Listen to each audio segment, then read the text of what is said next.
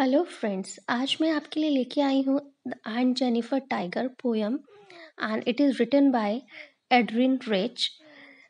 इसमें जो है पोइट ने एक फीमेल के डर को डिस्क्राइब किया है, जिसको इन्होंने इस पेंटिंग के थ्रू डिस्क्राइब किया है जो आंट जेनिफर ने बनाई है। तो स्टार्टिंग होती है, Aunt Jennifer tiger prance across a screen bright topaz denizens of a world of green. They do not fear the man beneath the tree. They pace in sleek chivalric certainty. यहाँ पे Prince का मतलब है jump करना, टोपोज का मतलब है yellow stone, and sleek का मतलब है स्मूथ, एंड चिवरलिक का मतलब है जेंटलमैन। तो इन लाइंस में जो पॉइट है वो डिस्क्राइब कर रहा है एक लेडी के बारे में जिसको वो आंट जेनिफर कह रहे हैं। एंड वो ये भी कहती हैं कि जो आंट जेनिफर है वो एक एम्ब्रॉयडरी कर रही है पीस ऑफ क्लोथ पर, जो कि एक टेबल क्लॉथ भी हो सकता है और वॉल हैंगिंग भी हो सकता है। उन्होंने वो ऐसे डिज़ाइन किया है ब्यूटीफुल टाइगर जो कि फियरलेसली, जिसको किसी चीज़ का डर नहीं है और ग्रीन फॉरेस्ट में भाग रहा है। और उन्होंने उसकी इस स्टेंजा में ब्यूटी भी डिस्क्राइब करी है। उसको कंपेयर किया है एक प्रीशियस येलो स्टोन से जिसको टोपस कहते हैं। और वो ये भी कहती है कि ये ब्राइट येलो कलर का है जो कि एक ग्रीन फॉरेस्ट में है। और जो टॉपर्स का यूज़ इसलिए किया है क्योंकि वो भी येलो कलर का होता है और जो टाइगर है वो भी ब्राइट येलो कलर का है। और ये जो टाइगर है फियरलेस है, इतना फियरलेस है कि अगर पेड़ के नीचे कोई मैन भी खड़े हैं तो उसको कोई प्रॉब्लम नहीं है, उससे इफ़ेक्ट नहीं हो रहा है। और शायद ये जो मैन है वो हंटर भी हो सकते हैं। और यहाँ पे हम ये सेंस कर सकते हैं कि वो अपनी लाइफ और टाइगर की लाइफ में कितना डिफरेंस बता रही हैं दोनों के बिहेवियर में। जो टाइगर उन्होंने डिज़ाइन किया है, जो कि उन्होंने खुद किया है, वो फियरलेस है, बट वो खुद डरी हुई हैं अपने हस्बैंड से।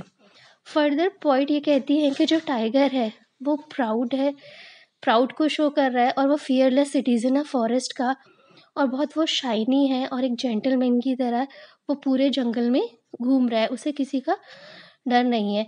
इस स्टेंजा में जो लिटरेसी डिवाइस है वो एनफ हो रहा है उसमें यूज़ है सेम वर्ड्स का टू कंसेक्यूटिव लाइन में, जैसे कि they do not and they pace in. और जिसकी राइमिंग स्कीम है वो ए बी बी। और जो मेटाफर है वो टॉपर्स है जो येलो कलर टाइगर का डिस्क्राइब कर रहा है। नाउ सेकेंड स्टेंजा है, इसमें Aunt Jennifer fingers fluttering through her wool find even the ivory needle hard to pull. The massive weight of Uncle wedding band sit heavily upon Aunt Jennifer hand. Fluttering means होता है shaking. इस paragraph में point कहती हैं कि जो aunt Jennifer है वो अपने हस्बैंड से बहुत डरती हैं। इस पैराग्राफ में उन्होंने वही डिस्क्राइब किया है। वो कहती हैं कि जब वो कोई एम्ब्रॉयडरी कर रही हैं तो उनकी जो फिंगर्स है वो काँप रही हैं अपने हस्बैंड के डर से। उनके जो हस्बैंड हैं, क्योंकि उनकी जो एम्ब्रॉयडरी की हॉबी है, जो आंट जेनिफर को करना अच्छा लगता है, उनके हस्बैंड को वो अच्छा नहीं लगता है। इसलिए वो जब वो कर रही हैं कि उनकी फिंगर्स इतना काँप रही हैं कि वो एम्ब्रॉयडरी भी नहीं कर पा रही हैं और निडल को भी नहीं खींच पा रही हैं। उनके लिए बहुत डिफ़िकल्ट हो रहा है कि वो निडल को ऊपर नीचे कर सकें। और ये सब क्यों है, क्यों उनको ये सब हैवी लग रहा है। फिर वो डिस्क्राइब करती हैं वेडिंग रिंग के बारे में, जो कि अंकल ने आंट जेनिफर को उनकी वेडिंग डे पे दी थी।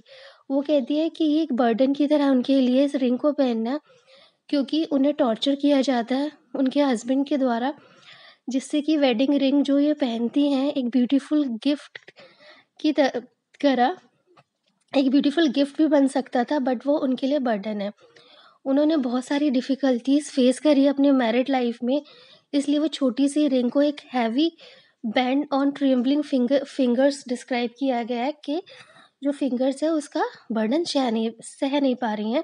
इसका मतलब है कि यहाँ पे रिंग को कुछ बैड एक्सपीरियंस से कंपैरिज़न किया हुआ है, जैसे कि टॉर्चर जो उन्होंने फ़ेस किया है अपने हस्बैंड के डोमिनेटिव बिहेवियर की वजह से।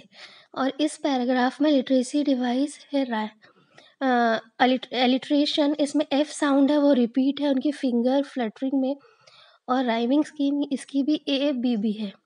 Now start with third stanza, when Aunt is dead her terrified hands will lie still ringed with ordeal she was mastered by, the tigers in the panel that she made will go on prancing proud and unafraid.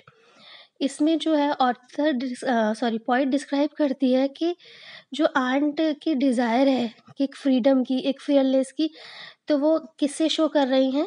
इस tiger के design से, क्योंकि वो भी इसी की तरह बनना चाहती हैं ताकि वो इस एक फ्रीडम और फियरलेस लाइफ जी सके।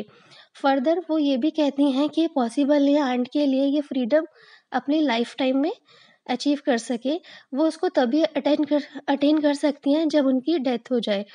बट यहाँ पे आयरनी है उनकी लाइफ की कि वो स्टिल अभी बंधी हुई है in form of her husband wedding ring. और जो रिंग है वो एक प्रूफ है टॉर्चर का जो उन्होंने फेस किया अपने, जो उनके हस्बैंड ने उनके साथ टॉर्चर किया है। दूसरी तरफ एक टाइगर है जो खुद आंट जेनिफर ने ट्राई डिज़ाइन किया है, जो हमेशा एक डिज़ायर दिखाता है कि वो कैसे फियरलेस लाइफ जीता है, इधर उधर जंप करता है प्राउडली और ब्रेवली उस पीस ऑफ क्लॉथ पे भी वो कर रहा है। तो यहाँ पे इस पूरी पोएम में एक पेंटिंग के बारे में बात करी गई है जो क्लॉथ पे आंट जेनिफर ने बनाई है। और यहाँ पे जो एक फीमेल की फ्रीडम है, फीमेल की जो पेन है उसके बारे में डिस्क्राइब किया गया। इसमें जो लिटरेसी डिवाइस है उसमें एलिट्रेशन है, पी बहुत रिपीट किया गया प्रेंसिंग प्राउड में, और राइमिंग की इसकी भी ए वी है। और इसमें जो स्पेशली न्यू वर्ड्स हैं प्रेंस, जैसे वॉक और move around with high spring step. Topaz मतलब bright yellow coloured stone. Denizens मतलब एक एनिमल जो कि पर्टिकुलर प्लेस में मिलता है।